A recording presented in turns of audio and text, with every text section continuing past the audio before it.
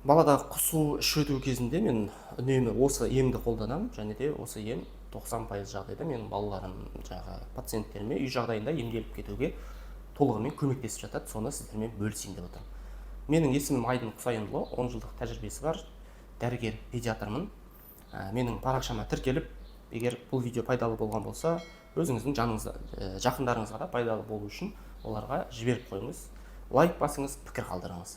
Дәл қазір енді жаз маусымы, бұл қандай да бір ішек инфекциясының көбейетін, жиі тез таралатын маусымы. Себебі білесіздер, жаз кезінде күн ысиды, күн ысыған жерде белгілі бір бактериялардың көбеюі тез болады. Себебі оларға қолайлы температура, қолайлы орта туады. Бірінші кезекте жаз кезінде күн ысыған кезде бізде тамақ тезірек бұзылады. Сол тамақ бұзылу арқылы балаларда улану дейміз, отравление дейміз, сондай болып жатады. Яғни ішекке, асқазан ішек жолдарына инфекция түседі, ол сол асқазан ішек жолдарын қабындырады. Сол арқылы бізде іш өту, құсу, температура сияқты ішек инфекциясының белгілері пайда болады. Сонымен қатар тамақ тез бұзылады дедік. Одан басқа жаз кезінде суды көбірек тұтынамыз. Көп терлегендіктен суға қажеттілік көбейеді.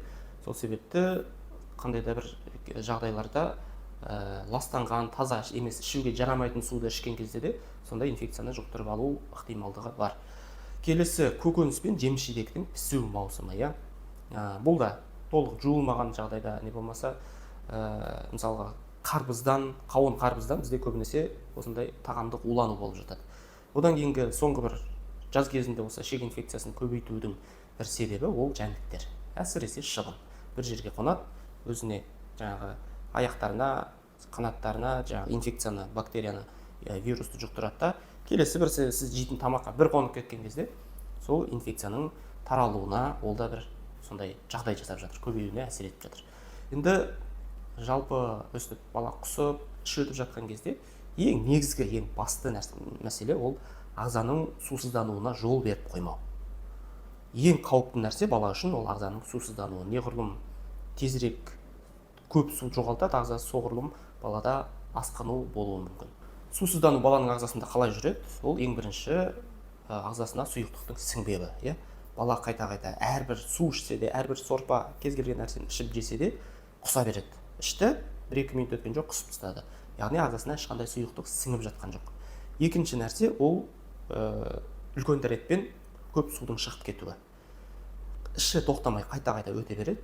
Сол себепті ағзасындағы су сыртқа шығып кетіп жатыр.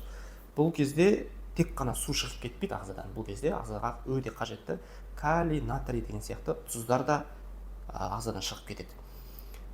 Енді бұның сусыздануды болдырмаудың ең негізгі жолы әрине ол бірінші кезекте жеткілікті мөлшерде сұйықтық ішу. Сұйықтықты біз екіге бөлеміз. Ол бірінші су және екінші регидрон. ОРС препараттар дейміз, аральды регидратационды тұздар деп айтамыз. Енді бұл кезде негізінде екеуін де қатар ішу керек. Суды да, ОРС препараттарында. Неге ОРС препараттарын қатар ішу керек? Себебі бағанағы тұздардың орнын толтырмайтын болса, жай су ағзаны толығымен қалпына келтіре алмайды. Суды қаншалықты мөлшерде ішуіміз керек? Баланың қазіргі салмағын кемі 50-ге көбейтесіз. Мысалы, балаңыз 12 килограмм ба, 50-ге көбейтесіз, 600 болады. Балаңыз бір тәулікте 600 мл кем дегенде сұйықтық ішу керек. Жалпы негізі қанша су, қанша құсып жатыр, не болмаса қаншалықты сұйық дәретін жоғалтты, мөлшерін. Соншалықты әрбір құсқан сайын соншалықты қайтадан ішкізіп отыру керек. Бірақ енді өте көп тоқтамай құса берген кезде әрине дәрігердің консультациясы керек болады бұл жерде. Әрбір құсқан сайын бала әлсіреп қала береді. Ал үлкен дәретке келсек, шамамен негізі баланы горшокқа отырғызып, қаншалықты су жоғалтты, мөлшермен соншалықты суды ішкізу керек, әрбір іш өткеннен кейін. Одан кейінгі жалпы бір тәулікке есептейтін болса, ол 50 мл килограмм салмағына. 12 килограмм бала болса, күніне кем дегенде 600 мл су, не болмаса регидрон ішу керек. Енді судың мөлшерін айттық, регидронды жалпы бір пакетиген 1 литр суға езесіз, соны бөліп ішкізесіз. Аз-аздан жиі ішкізе бересіз. Баланың қаншалықты жиі құсқанына, қаншалықты іш өткеніне байланысты әрбір 5 минут сайын, әрбір 20 минут сайын, әрбір 15 минут сайын айналып кеп 5 мл болса да, 10 мл болса да балаңызға тоқтатпай ішкізе бересіз. Бұл ең негізгі нәрсе. ағзадан шығып кетіп жатқан сұйықтықтың орнын толтыру. Екінші мәселе бар, ағзадағы жаңағы ішектегі қабыну процесін басу үшін ағзаға сорбенттер бересіз. Сорбент дегеніміз ағзаға жаңағы ішектегі қабынып тұрған, ішектегі қабынуды шақырып тұрған қандай да бір инфекцияны болсын, бөгде химиялық заттар кей кезде болады, сол нәрсені ағзадан шығарып тастау үшін сорбенттер береміз. Көбінесе балаға беруге ыңғайлы ол полисорб, смекта және аминосорб.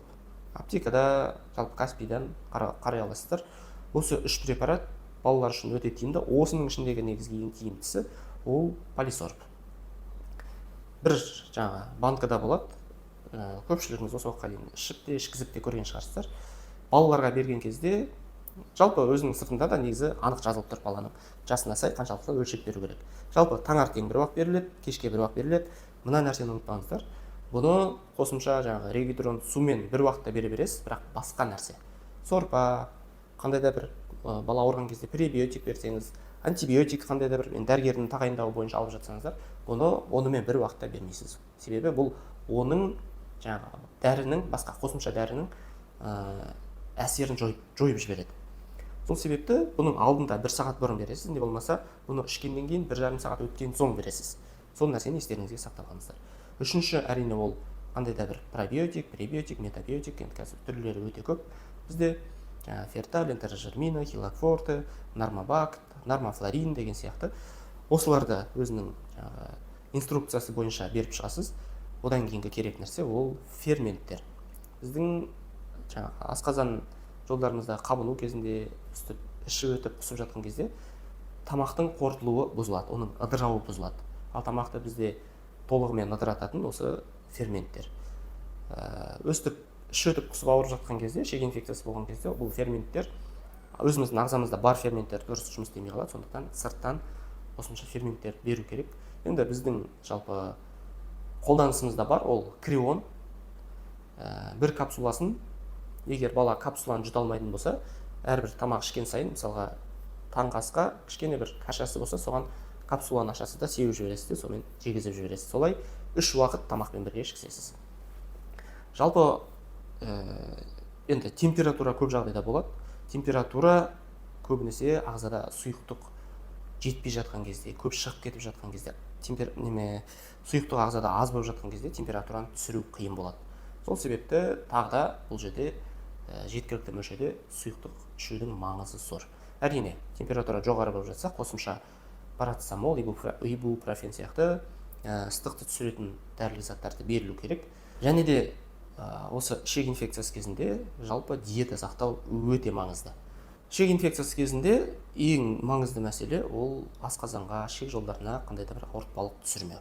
Жалпы қандай тағамдардан тыйылуымыз керек, ол толығымен сүт өнімдерінен тыйыласыздар, баланы тыясыздар. Одан кейін қуырылған тағамдарды беруге мүлдем болмайды. Келесі ол жаңағы шикі дейміз ғой. Мынау суға, буға піспеген жеміс жидек көкөністерді бермейсіздер. Суға піскен сәбіз, суға піскен картоп, суға піскен қызылша деген сияқтыларды аз-аздан жегізуге болады. Жегізу керек. Бірақ бұны шикідей жемейсіздер. Мысалы, қияр, помидор дегенді пісірмейсіздер ғой. Ол нәрселерді беруге болмайды. Одан кейінгі нәрсе әрине ол майлы тағамдар. Майлы тағамдар, олардың асқазанда сіңірілуі қиын, жаңағы өзім айттық қой, ферменттер жетпей жатыр деп оларды ыдырата алмай қалуы мүмкін. Бұл одан сайын құсуды, іш өтуді асқындыруы мүмкін. Сол себепті бұл нәрседен тыйыласыздар. Көбінесе ішуге болатын тағамдар, сұйық түрде дайындалатын тағамдар, қою тамақты мейлінше аз дайындайсыз. Және сорпа берсеңіз, сорпаның майы аз болу керек, майы болмау керек. Сосын күріштің қайнатылған суы бар ғой, сол өте жақсы көмектеседі. Осы іш өту, құсу кезінде. Ұмытып бара жаттым, келесі нәрсе ол газдалған жалпы тәтті сусындарды бұл уақытта бермеу. Кей жағдайларда болады, құсуға қарсы препараттар болады, домперидон дейді, құрамындағы зат әртүрлі. Бұл фирмалық атауы әртүрлі болады. Енді бұл препараттарды негізі құсуға қарсы противорвотный препараттарды көбінесе дәрігер тағайындаумен аласыздар. Жалпы ішек инфекциясымен ауырып қалған пациенттермен негізге тағайындалатын берілетін кеңестер менде осы. Бұдан да сирек жағдайда қандай да бір қосымша анализдер қосымша, мысалға кей жағдайда антибиотик тағайындалуы мүмкін, бірақ бұның барлығы дәрігердің қарауынан кейін. Егер сіз мен айтып жатқан осы емнің барын қолдандыңыз, қандай да бір әсер болмай жатса, онда міндетті түрде дәрігерге балаңызды апарып көрсетіңіз, балаңыздың ауруын асқындырып алмаңыз. Егер бұл ақпараттың барлығы сізге түсінікті болса, пайдалы болды десеңіз, мархабат, тағы да айтам, арнаға тіркеліп, өзіңізге жақын адамдармен бұл видеоны бөлісіп қоюыңызды сұраймын. Сау болыңыздар, аман болыңыздар, ауырмаңыздар. Келесі видеоларымды күтіңіздер.